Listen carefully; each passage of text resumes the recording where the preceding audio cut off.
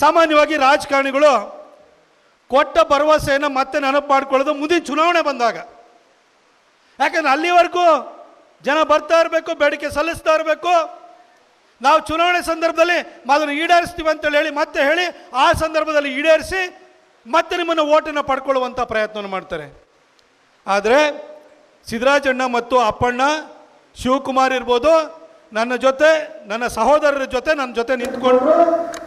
ನಾವು ಚುನಾವಣೆಗಿಂತ ಪೂರ್ವಭಾವಿಯಾಗಿ ಅನಂತಕುಮಾರ್ ಸಾಹೇಬರು ಇರುವಾಗ ಒಂದು ಕ್ಯಾಬಿನೆಟ್ ಡಿಸಿಷನ್ ಮಾಡಿದ್ದು.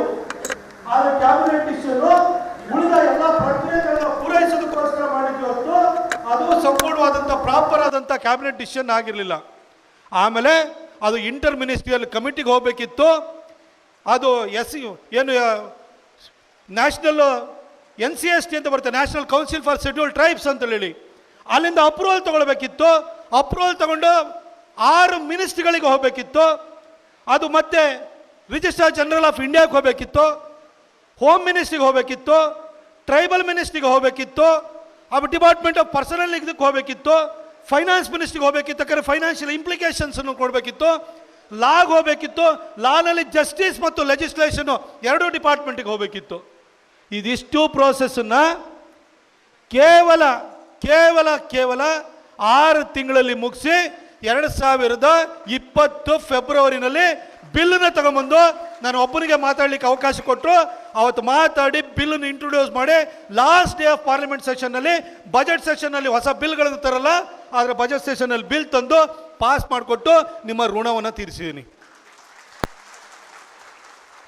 ಗೆಜೆಟ್ ನೋಟಿಫಿಕೇಶನ್ ಕೂಡ ಕೇವಲ ಒಂದೇ ಒಂದು ದಿನದಲ್ಲಿ ಗೆಜೆಟ್ ನೋಟಿಫಿಕೇಶನ್ ಮಾಡಿಬಿಟ್ಟು ಕರ್ನಾಟಕಕ್ಕೆ ನಾವು ಕಳಿಸ್ಕೊಟ್ಟು ಇಷ್ಟು ಶ್ರಮವನ್ನು ಮಾಡಿದ್ದೀನಿ.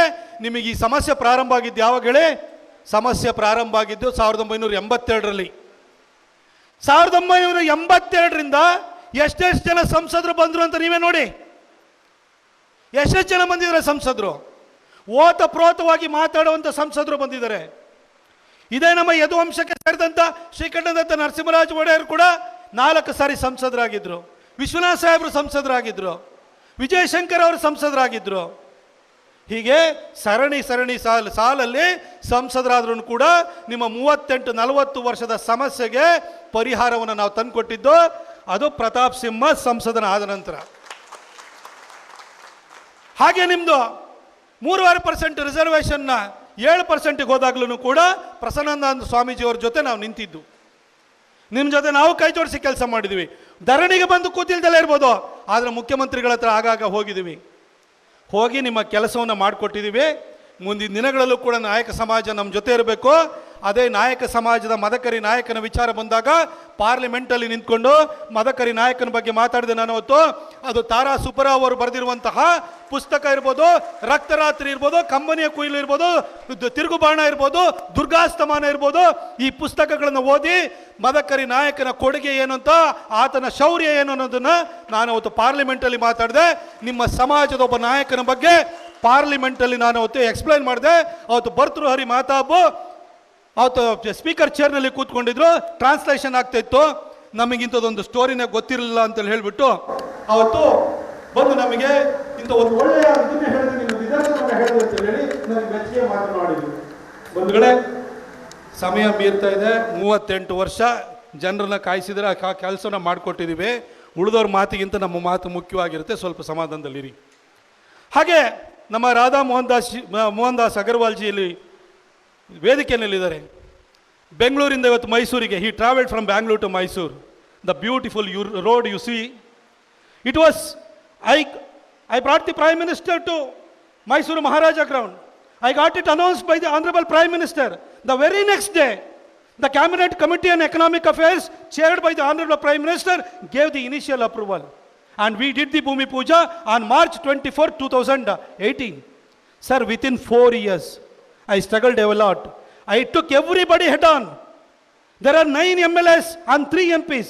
I took everyone head on. I got the entire land acquisition completed within 4 years. I got even the construction completed, and we got it inaugurated on 2023 March 12th, sir. This is the kind of work I have done in last 10 years, sir.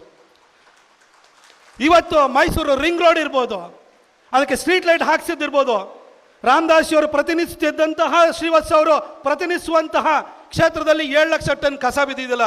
ಆ ಕಸನ ತೆಗೆಸಿರೋ ಕೆಲಸನೂ ಕೂಡ ನಿಮ್ಮ ಒಬ್ಬ ಮನೆಯಲ್ಲಿ ಕೆಲಸ ಮಾಡ್ತಾರಲ್ಲ ಪೌರ ಕಾರ್ಮಿಕರ ಕೆಲಸ, ಆ ಕೆಲಸನೂ ಕೂಡ ಪ್ರತಾಪ್ ಸಿಂಹ ಮಾಡಿದ್ದಾನೆ. ಇವತ್ತು ಒಳ್ಳೊಳ್ಳೆ ಕೆಲಸಗಳಾಗಿದೆ. ಇನ್ಲೈನ್ ಕಂಟೈನರ್ ಡಿಪೋ ತಂದಿದ್ದೀವಿ, ಹಾಗೆ ನಮ್ಮಲ್ಲಿ ಏರ್ಪೋರ್ಟನ್ನು ಎಕ್ಸ್ಪಾನ್ಷನ್ ಮಾಡಲಿಕ್ಕೆ ಕೊಟ್ಟಿದ್ವಿ, ಔಟರ್ ಪೆರಿಫರಲ್ ರಿಂಗ್ ರೋಡ್ ಥರ ಕೊಟ್ಟಿದ್ವಿ, 10 ಕೆಲಸವನ್ನು ಮಾಡಿದ್ವಿ. ಇದು ನಮ್ಮ ನರೇಂದ್ರ ಮೋದಿಜಿಯವರು, ನಮ್ಮ ಭಾರತೀಯ ಜನತಾ ಪಕ್ಷದ ಏನು ಸರ್ಕಾರ ರಾಜ್ಯದಲ್ಲಿದ್ದಾಗ ಯಡಿಯೂರಪ್ಪ ಸಾಹೇಬರು, ಬಸವರಾಜ ಬೊಮ್ಮಾಯಿ ಸಾಹೇಬರು, ನಾಯಕ ಸಮಾಜ ಇರ್ಬೋದು, ಇಡೀ ಮೈಸೂರು ಭಾಗ ಇರ್ಬೋದು, ಇದಕ್ಕೆ ಸಹಾಯವನ್ನು ಮಾಡಿದ್ದಾರೆ. ಹಾಗಾಗಿ ನಾನು ನಿಮ್ಮನ್ನೆಲ್ಲ ಕೈ ಜೋಡಿಸಿ ಕೇಳುವಂಥದ್ದು ಇಷ್ಟೇ, ಚುನಾವಣೆಯಲ್ಲಿ ಅವಕಾಶಗಳು ಬದಲಾಗ್ತಾ ಇರ್ತವೆ, ಅದಕ್ಕೆಲ್ಲ ತಲೆ ಕೆಡಿಸ್ಕೊಳ್ಬೇಡಿ. ಆದರೆ ಅಭಿವೃದ್ಧಿ ಕಾರ್ಯಗಳು ಮುಂದುವರಿಬೇಕು. ದೇಶಕ್ಕೆ ನರೇಂದ್ರ ಮೋದಿ ಪ್ರಧಾನಿ ಆಗಬೇಕು ಮತ್ತೆ.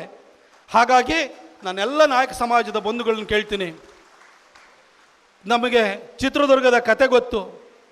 ಚಿತ್ರದುರ್ಗದಲ್ಲಿ ಒನಕೆ ಓಬವ್ವನಿಗೆ ಹಿಂದೆ ಚುಚ್ಚಿ ಸಾಯಿಸಿದವರು ಯಾರು ಅಂತ ಗೊತ್ತು ನಿಮಗೆ.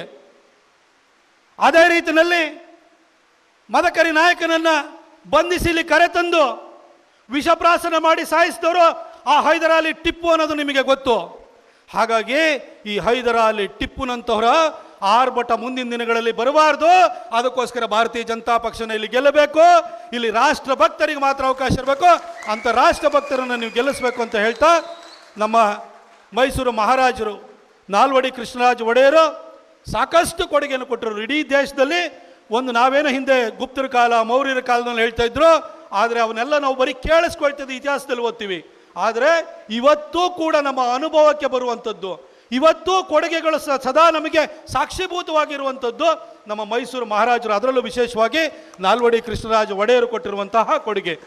ಅದೇ ವಂಶಕ್ಕೆ ಸೇರಿದಂತಹ ಯದುವೀರವ್ರನ್ನು ಕೂಡ ನೀವು ಗೆಲ್ಲಿಸಿ ಕಳಿಸಿಕೊಡುವ ಮುಖಾಂತರವಾಗಿ ಈ ಅಭಿವೃದ್ಧಿ ಕಾರ್ಯಗಳು ನಾವೇನು 10 ವರ್ಷಗಳಿಂದ ಮಾಡಿದ್ದೀವಿ ಅದು ಆಬಾಧಿತವಾಗಿ ಮುಂದುವರಿಯೋದಕ್ಕೆ ನೀವು ಅವಕಾಶ ಮಾಡಿಕೊಡ್ಬೇಕು ಅಂತ ಕೇಳ್ತಾ, ಹಾಗೆ 10 ವರ್ಷ ನನ್ನನ್ನು ಕೈ ಹಿಡಿದು ಬೆಳೆಸಿದಿರಿ. ನಿಮ್ಮೆಲ್ಲರಿಗೂ ಕೂಡ ನಾನು ಕೃತಜ್ಞನಾಗಿದ್ದೇನೆ.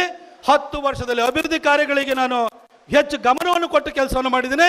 ಇನ್ನು ಮುಂದೆ ನಿಮ್ಮ ಕಾರ್ಯಕರ್ತರ ನೋವು ನಲಿವುಗಳಿಗೆ ಸ್ಪಂದಿಸುವಂಥ ಕೆಲಸವನ್ನು ನಾನು ಮಾಡ್ತೀನಿ ಅಂತ ಹೇಳಿ ನಿಮಗೆ ಭರವಸೆನ ಕೊಟ್ಟು ನಾನು ಸದಾ ನಿಮ್ಮ ಜೊತೆ ಇರ್ತೀನಿ ಅಂತ ಹೇಳಿ ಯದುವೀರವರನ್ನು ನೀವೆಲ್ಲ ಗೆಲ್ಲಿಸಿ ಕಳಿಸ್ಕೊಡ್ಬೇಕು. ಈ ಭಾಗದಲ್ಲಿ ಯಾವುದೇ ಕಾರಣಕ್ಕೂ ನಮಗೆ ಹಿನ್ನಡೆ ಆಗಬಾರ್ದು. ಅದಕ್ಕೆ ನಾಯಕ ಸಮಾಜ ನಮ್ಮನ್ನು ಕೈ ಹಿಡಿಬೇಕು, ಮತ್ತೊಮ್ಮೆ ಕೈ ಹಿಡಿಬೇಕು ಅಂತ ನಾನು ನಿಮ್ಮನ್ನು ಕೇಳಿಕೊಂಡು ನನ್ನ ಮಾತನ್ನು ಮುಗಿಸ್ತೀನಿ. ಬೋಲೋ ಭಾರತ್ ಮಾತಾ ಕಿ. ಕ್ಯಾಪ್ಟನ್ ಅರ್ಜುನ್ ಕೊಂದಿದ್ದು ಯಾರು? ಅವ್ರ ನರೇಟಿವ್ ಎಲ್ಲಿ ತಂದಿಟ್ಟಿದ್ದಾರೆ ಅಂತಂದ್ರೆ ಸಂಪತ್ತನ್ನ ಹಂಚಿಬಿಡೋದು ಅಂತ. ಇದು ಸ್ಟುಡಿಯೋ ಟಿಪ್ಪು ಜಯಂತಿ ಮಾಡಕ್ಕೆ ಅವ್ರಿಗೆ ಖಂಡಿಸಿದ್ರು. Very nice. ಯಾರು ತಪ್ಪು ಮಾಡಿರೋದಿಲ್ಲಿ? ಓಲೈಕೆ ಹೇಳಿಕೆ ಇದು ಅಂತ ಹೇಳಿ ಯಾಕೆ ಪರಿಗಣಿಸಬಾರದು? I.N.I. ಇದು ವೇದಿಕೆ, ಇದು ಫೋಟೋ ಎಲ್ರದ್ದು ಒಂದು ಟೈಮ್. ನಿಮ್ಮ ಸಮಯ ಮುಗಿದಿದೆ. ಅವ್ರು ಹೇಳೋಕ್ಕಿಂತ ಮುಂಚೆನೆ ಹೇಗೆ ಪ್ರತಾಪ್ ಸಿಂಹ ಪಾಸ್ ಕೊಟ್ಟಿದಂತ ಆಗ್ಲಿ ಡಿಕ್ಲೇರ್ ಆಗೋಗಿತ್ತು ಅಂತ ನನಗೊಂದು ಡೌಟ್ ಬಂತು. ಸಾಕು ನಿಲ್ಸಿ, ಸಾಕು ನಿಲ್ಸಿ. ಕೆಟ್ಟ ಪದ ಬಳಕೆ ಕಾಂಬಿನೇಷನ್ ಇಟ್ಟಿಲ್ಲ ನಾವಿಲ್ಲಿ.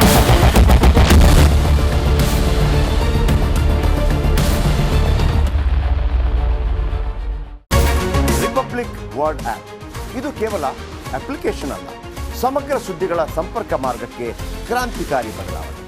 ರಿಪಬ್ಲಿಕ್ ವರ್ಡ್ ಆಪ್ ಕೇವಲ ಸುದ್ದಿ ಅಪ್ಲಿಕೇಶನ್ ಪರಿಚಯಿಸ್ತಾ ಇಲ್ಲ, ಬದಲಾಗಿ ಡಿಜಿಟಲ್ ಸುದ್ದಿ ಬಳಕೆಯ ಹೊಸ ಯುಗಕ್ಕೆ ನಾಂದಿ ಹಾಡ್ತಾ ಇದೆ. ಇದೊಂದು ಬ್ರೇಕಿಂಗ್ ನ್ಯೂಸ್, ಪ್ರಭಾವಶಾಲಿ ಕಾರ್ಯಕ್ರಮಗಳಿಗೆ ಗಟ್ಟಿಯಾದ ನ್ಯೂಸ್. ಇಲ್ಲಿ ಕೇವಲ ತಾಜಾ ಸುದ್ದಿ, ಅದರ ನೇರ ಪ್ರಸಾರ ಮತ್ತು ಚರ್ಚೆಗಳಿಗೆ ಮಾತ್ರ ಅವಕಾಶ. ರಿಪಬ್ಲಿಕ್ ವರ್ಲ್ಡ್ ಆಪ್ ಡೌನ್ಲೋಡ್ ಮಾಡಿಕೊಳ್ಳಿ. ಗೂಗಲ್ ಪ್ಲೇ ಸ್ಟೋರ್ ಮತ್ತು ಆಪಲ್ ಆಪ್ ಸ್ಟೋರ್ನಲ್ಲಿ ಲಭ್ಯವಿದೆ.